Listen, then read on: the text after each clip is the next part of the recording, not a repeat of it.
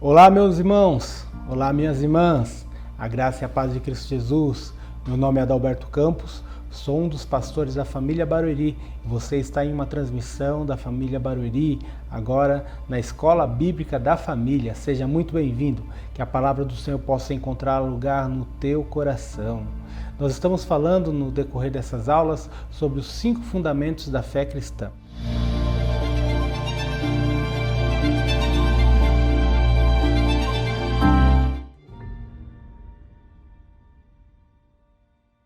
Na última semana, nós introduzimos esse assunto, os 5 fundamentos da fé cristã, através de um contexto histórico, onde nós falamos a respeito do início do pós-modernismo, trazendo junto dele ali a teologia liberal, onde destituía os valores e princípios rudimentares da fé cristã.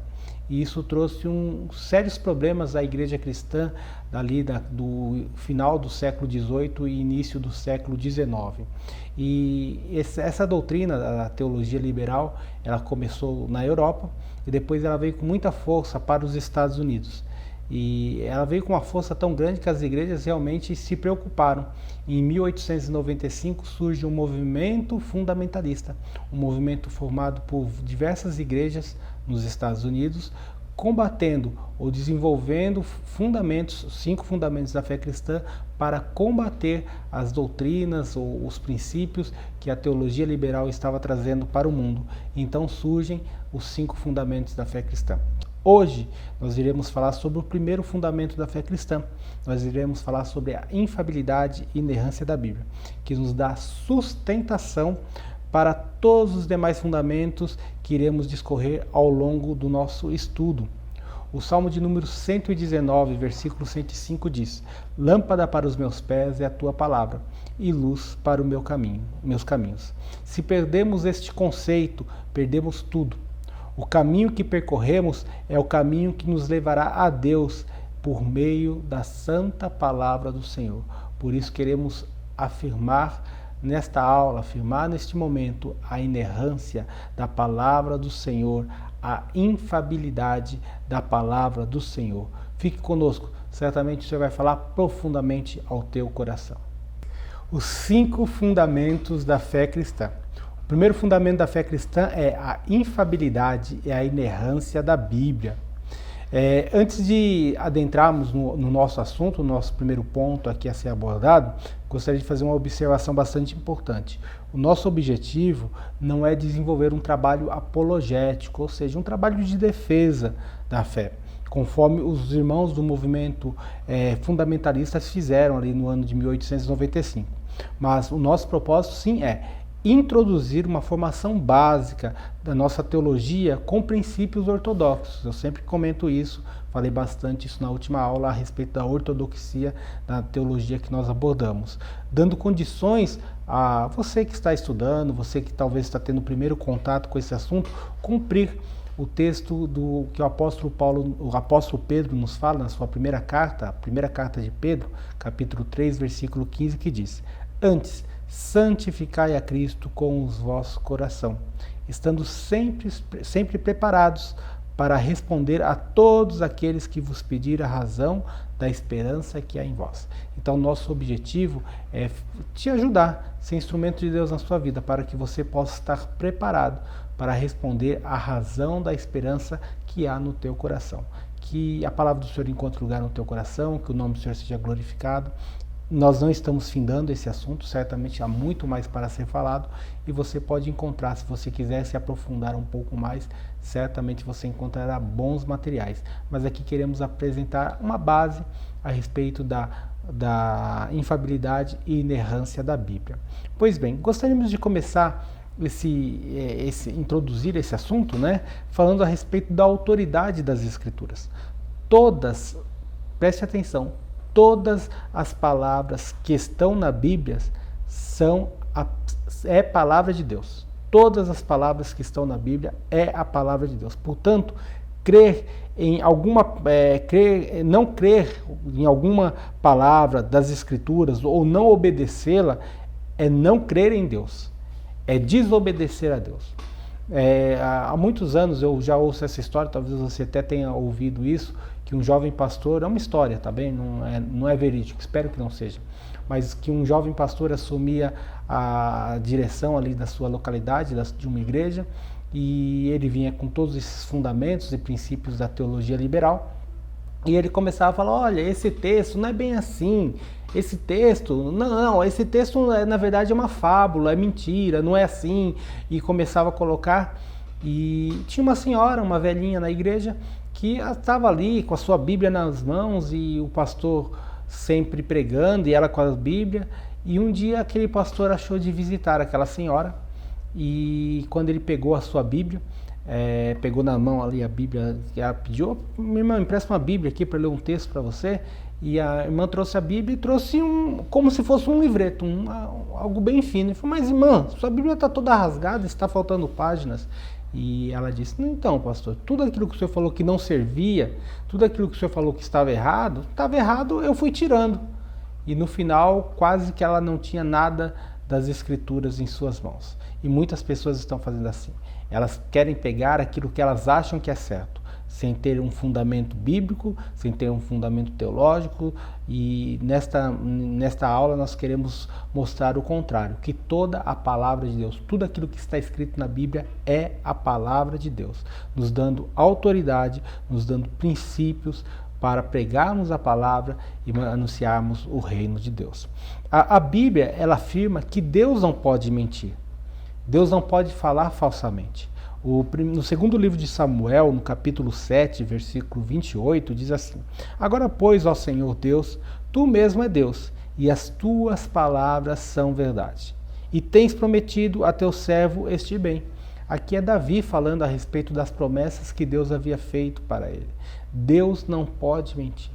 As promessas do Senhor se cumprem, e as promessas do Senhor têm por sua base a palavra de Deus. Este é o grande instrumento do Senhor para com as nossas vidas. Ainda na carta que o apóstolo Paulo escreve ao jovem Tito, do capítulo 1, versículo 2, diz assim, na esperança da vida eterna, que Deus, que não pode mentir, prometeu antes dos tempos eternos.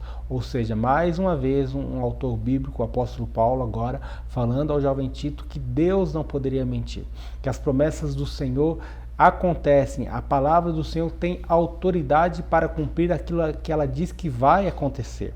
Ainda em Hebreus, na carta aos Hebreus, no capítulo 6, versículo 8, diz, para que, mediante duas coisas imutáveis, existem duas coisas que não podem mudar, nas quais é impossível que Deus minta, forte alento tenhamos, nós que corremos para o refúgio, a fim de lançar mão na esperança proposta.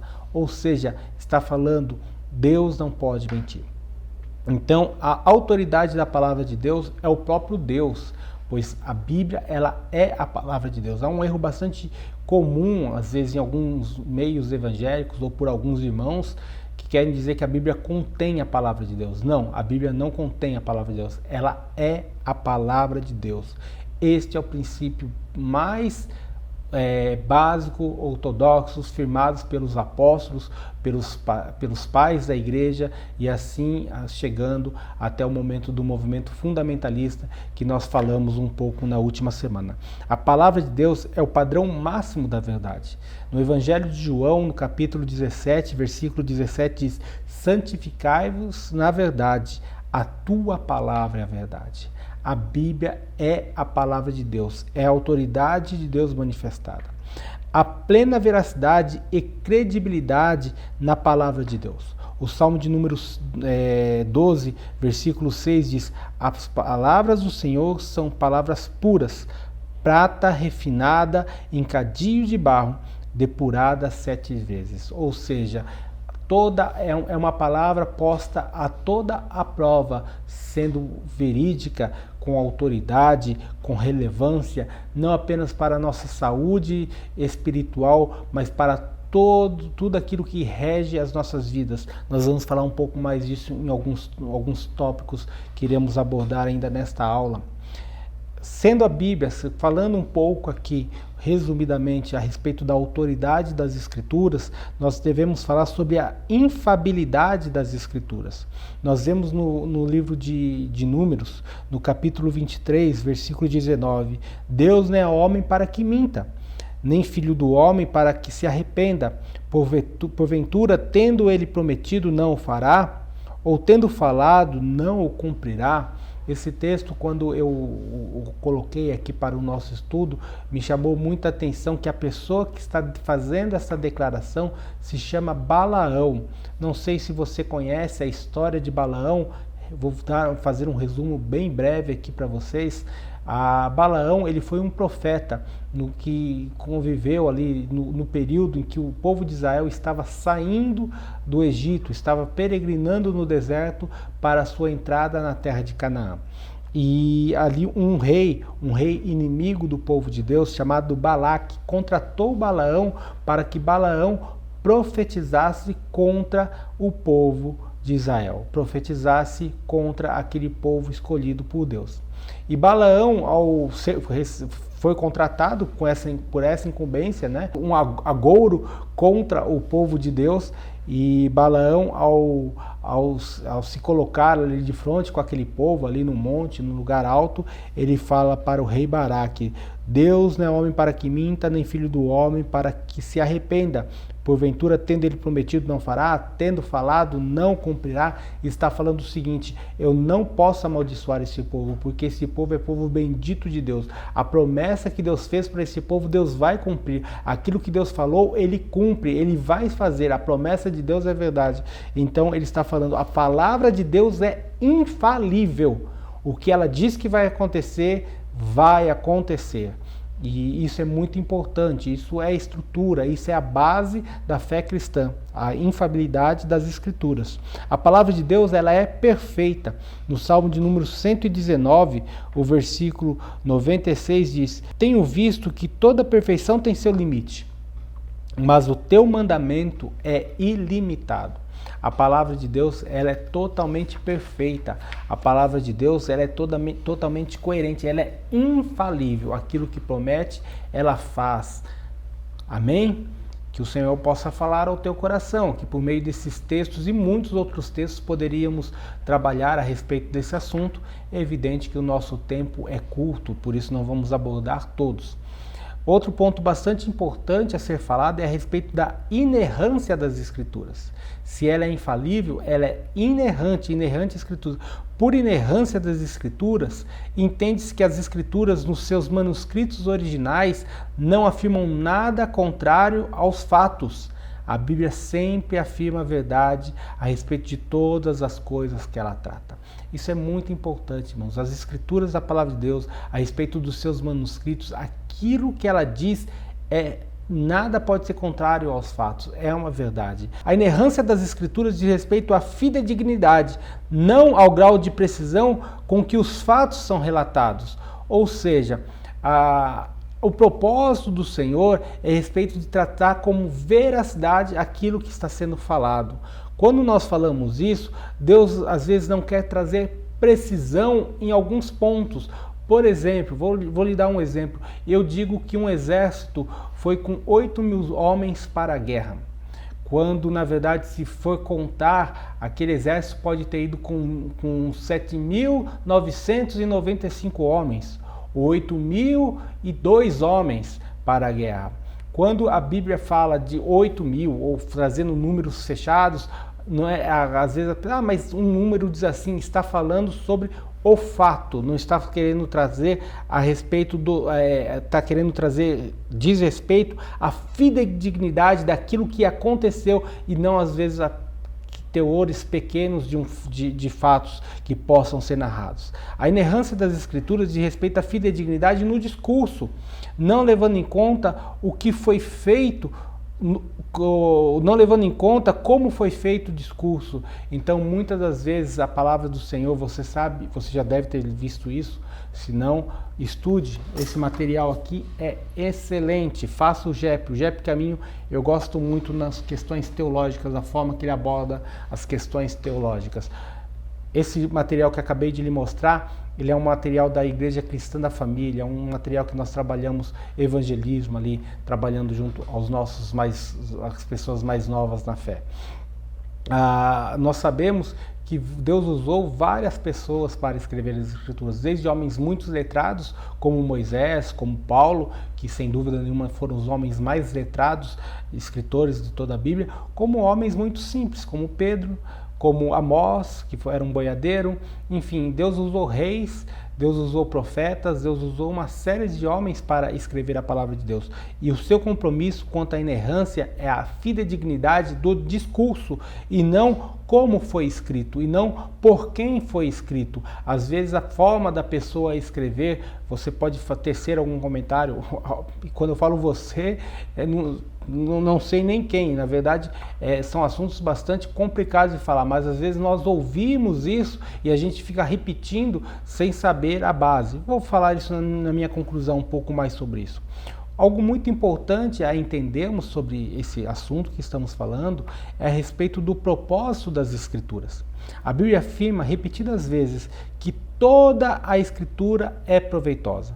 Na segunda carta a Timóteo, o apóstolo Paulo, dizendo no capítulo 3, versículo 16 e versículo 17, ele diz assim: toda a Escritura é inspirada por Deus e útil para o ensino, para a repreensão, para a correção, para a educação na justiça, a fim de que o homem de Deus seja perfeito e perfeitamente habilitado para toda boa obra.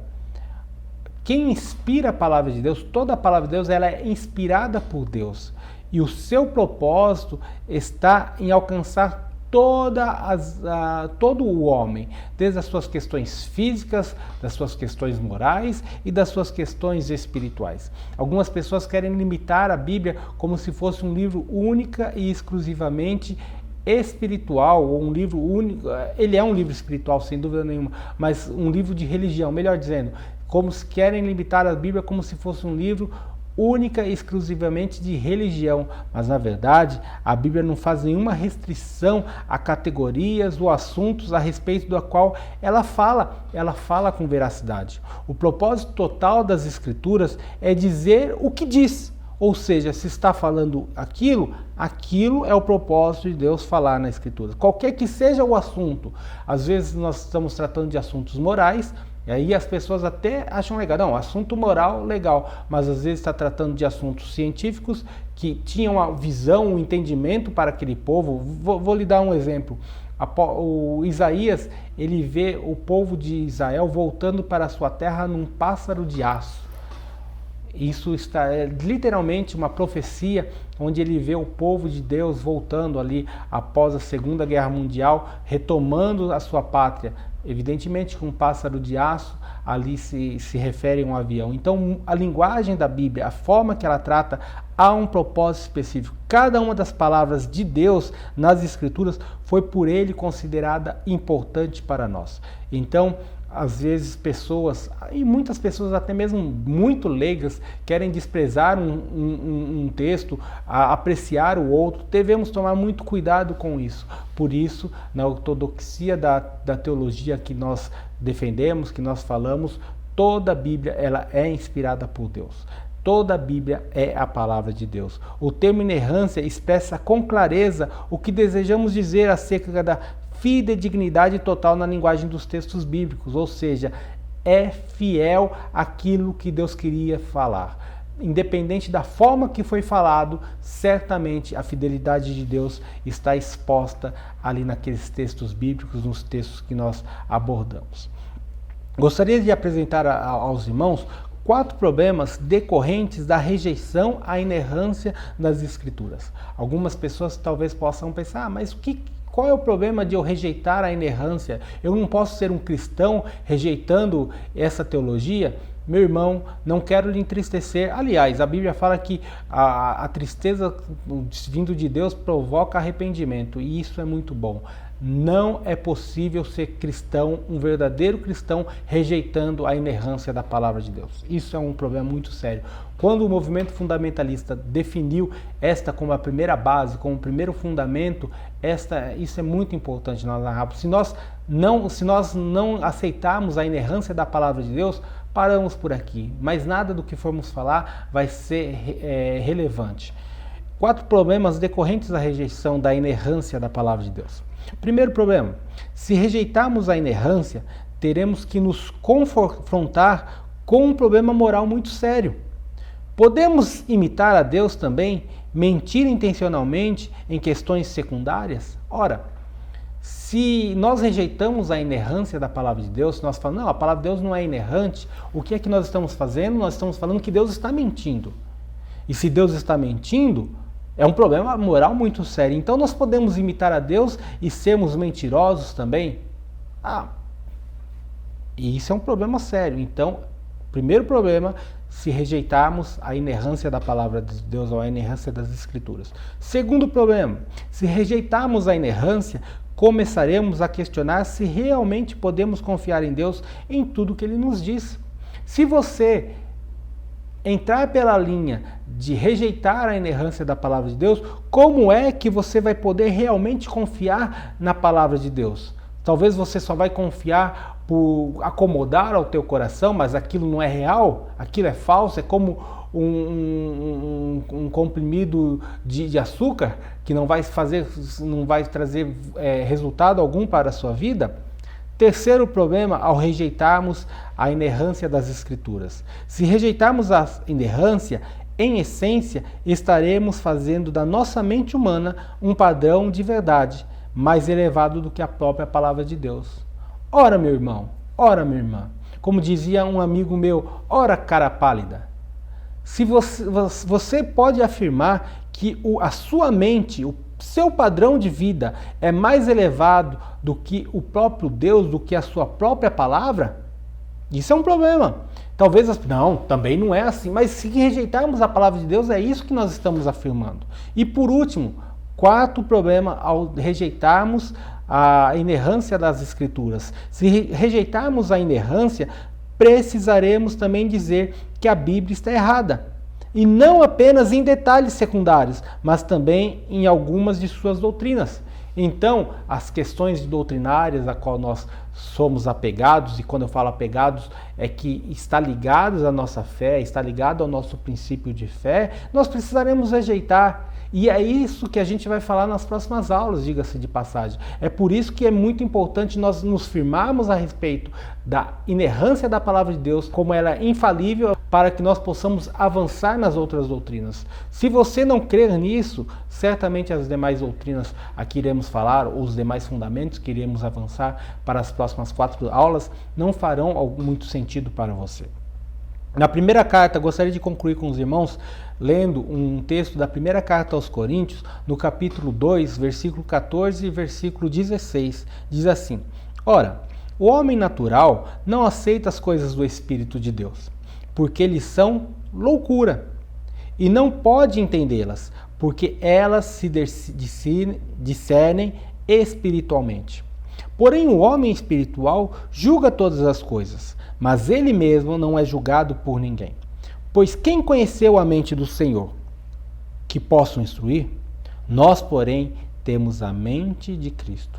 Meu irmão, o discernimento que nós temos não é um discernimento embasado na racionalidade humana. Não é o nosso discernimento que temos, não tem a sua base pelas coisas naturais. Nós podemos trabalhar com coisas naturais e nós fazemos uso disso também. Mas neste momento de trabalharmos esse fundamento da fé cristã, nós precisamos trabalhar como homens espirituais, que julgamos segundo a direção e a ordem espiritual que o Senhor tem nos dado. Agora, quem conheceu a mente do nosso Senhor para instruir?